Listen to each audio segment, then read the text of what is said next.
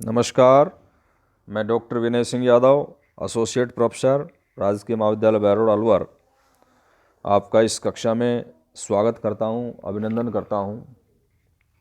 हम पिछली कक्षा में शासन प्रणालियों के बारे में चर्चा कर रहे थे और हमने लोकतांत्रिक शासन प्रणाली का अध्ययन किया। उसके बाद पिछली कक्षा में हमने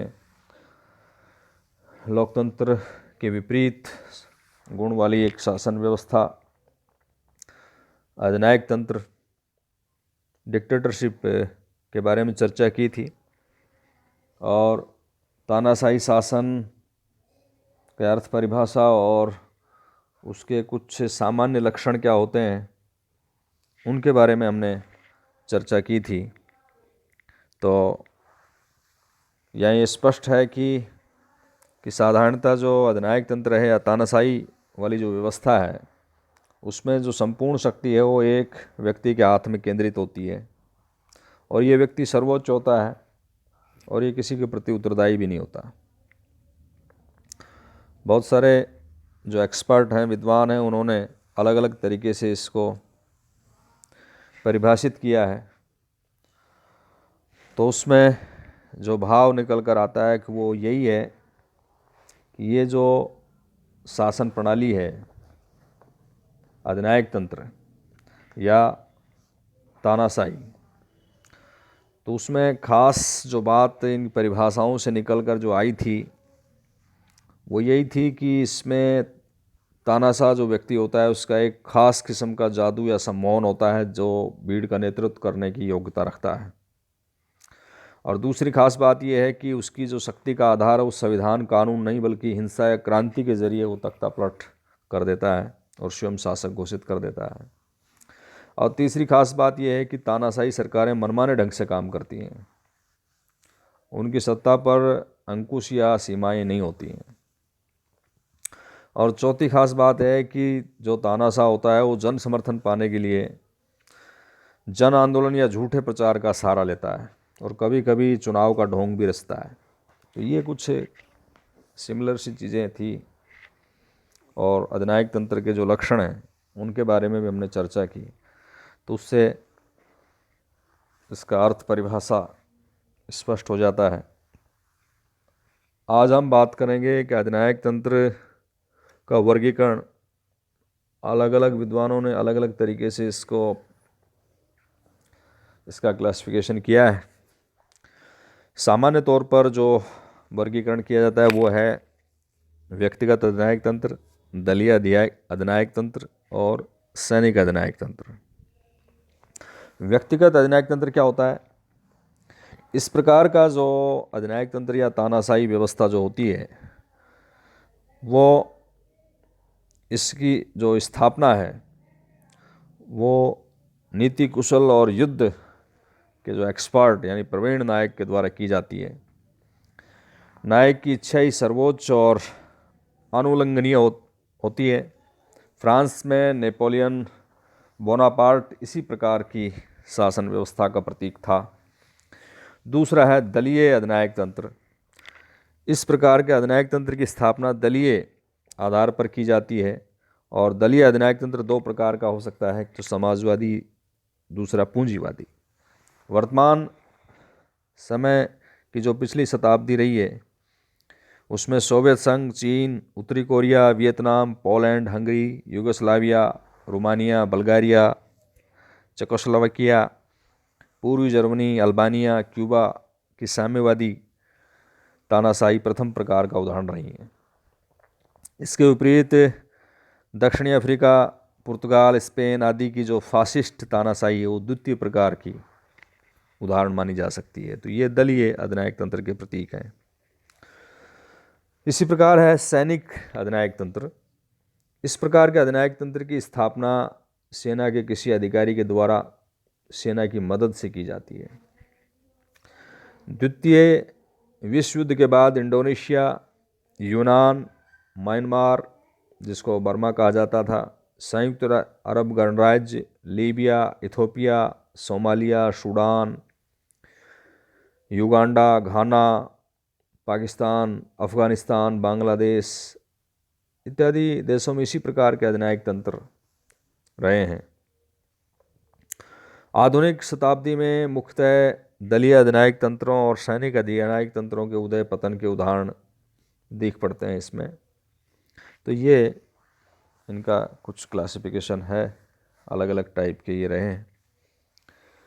अब अधिनायक तंत्र के गुण और दोषों के बारे में चर्चा करेंगे, फिर उसके बाद लोकतंत्र से उसका कंपैरिजन करेंगे। तो उसमें अधिनायक तंत्र के गुणों की जो बात है उसमें हमने विशेष रूप से तानाशाही व्यवस्था की जो चर्चा की थी, जर्मनी और इटली, वहाँ की जो फासिस्ट और नाजी दल की जो सरकारें थी, उन्होंने अपने अपने देशों की उन्नति के लिए बहुत सारे कार्य किए, और इसी आधार पर इसके पक्ष के लोग जो हैं अधिनायक तंत्र के कुछ गुण बताते हैं। उन गुणों में है शासन में एकता और कुशलता। क्योंकि अधिनायक तंत्र जो हमने उसकी अर्थ परिभाषा पढ़ी है, उसमें शासन की शक्ति एक व्यक्ति यानी शासक में निहित होती है। कानून का निर्माण करना हो, प्रशासन हो, न्यायिक निर्णय, ये सभी एक व्यक्ति के द्वारा किए जाते हैं, और एक ही व्यक्ति के अधिकार के अंतर्गत संपूर्ण शासन व्यवस्था होने के कारण इसमें शासक जो है संगठन में कार्य कुशलता और सरलता ला देता है।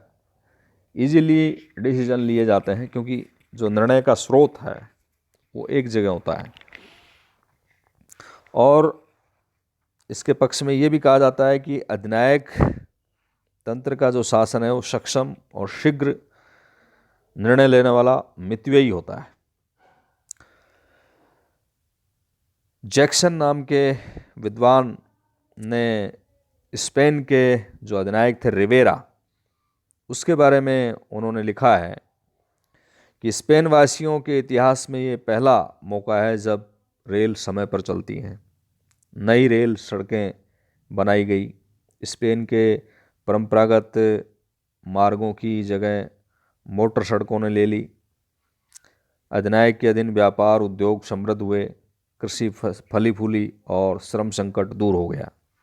तो ये इस आधार पर अधिनायक तंत्र का एक गुण बताया जाता है कि शासन में एकता होती है और कुशलता होती है, क्योंकि डिसीजन का जो निर्णय का जो स्रोत है वो एक होता है और तुरंत डिसीजन लिए जाते हैं, और उसमें अनावश्यक देरी नहीं होती है, तो समय और धन की भी बचत होती है। तो वो शासन में एकता और कुशलता, इसका एक गुण बताया जाता है। दूसरा, इसमें उत्तरदायित्व का विभाजन नहीं होता। जहाँ हमने प्रजातंत्र को पढ़ते वक्त कहा था कि इसमें उत्तरदायित्व एक दूसरे पर लादने की कोशिश की जाती है, रेस्पॉन्सिबिलिटी अपने ऊपर नहीं ली जाती। प्रजातांत्रिक सरकारों में ऐसा होता है कि कहीं भी कोई अव्यवस्था होती है तो पूर्व की सरकारों पे लांछन लगाए जाते हैं कि उन्होंने ये नहीं किया, उन्होंने ये नहीं किया। अपनी जिम्मेदारी के बारे में कम चर्चा की जाती है। तो इस तानाशाही व्यवस्था के गुण के रूप में ये कहा जाता है कि प्रजातंत्र में उत्तरदायित्व का विभाजन होता है, लेकिन यहाँ पर उत्तरदायित्व का विभाजन नहीं होता है। और ये कहावत भी है कि बहुतों का जो उत्तरदायित्व है वो किसी का भी उत्तरदायित्व नहीं माना जाता। अधिनायक तंत्र में व्यक्ति संपूर्ण राष्ट्रीय हितों का संरक्षक होता है, जो तानाशाह होता है वो। और ये अधिनायक अपने राजनीतिक कर्तव्यों को धार्मिक क्रियाओं के समान बड़े ही उत्साह से उनको पूरा करता है। एक है संकट काल के लिए उपयुक्त। अधिनायक तंत्र के बारे में एक ये भी गुण उसका बताया जाता है कि संकट काल में अधिनायकवादी जो व्यवस्था है वो सर्वोत्तम होती है। संकट का सामना करने के लिए सभी निर्णय और आदेश एक व्यक्ति के द्वारा लिए जाते हैं, और आदेशों की एकता रहती है, जिसमें समय पर उचित कार्रवाई करना बहुत ही सरल हो जाता है। और ऐसे में देश के हित में संकट काल में विशेषकर तुरंत फुरत जो निर्णय लिए जाते हैं उससे देश के हित की हिफाजत समय रहते की जाती है। राष्ट्रीय एकता की स्थापना, एक यह भी तर्क और इसके गुण के रूप में बताया जाता है कि तानाशाहों ने जनता में एक नया उत्साह और विश्वास जगाया है और लोगों के अंदर अनुशासन का पाठ पढ़ाया है और जनता को एक नेता एक झंडे के नीचे संगठित उन्होंने किया है। और तानाशाहों ने हड़ताल दंगा फसाद पर प्रभावी ढंग से नियंत्रण किया है। तो अधिनायक तंत्र में लोगों में देश प्रेम, सहयोग, त्याग की भावनाएं उजागृत करता है और उन्हें एकता के सूत्र में रखता है। तो ये भी एक गुण है कि उस राष्ट्रीय एकता के लिए महत्वपूर्ण काम होता है इसमें। एक है सामाजिक आर्थिक समस्याओं का शीघ्र समाधान।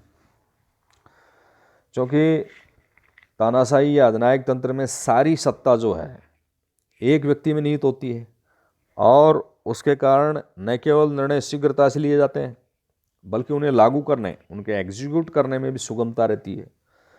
तानाशाहों ने बेरोजगारों को काम दिलाया, उद्योगों की उन्नति की, साक्षरता, स्वास्थ्य आदि क्षेत्रों में उन्होंने महत्वपूर्ण काम किया है। तो ये जो विभिन्न प्रकार की जो समस्याएं होती हैं उनमें पेंडेंसी नहीं होती, उनको लटकाने की इसमें प्रवृत्ति नहीं होती, उन समस्याओं का तुरंत फुरत निदान किया जाता है। तो ऐसे में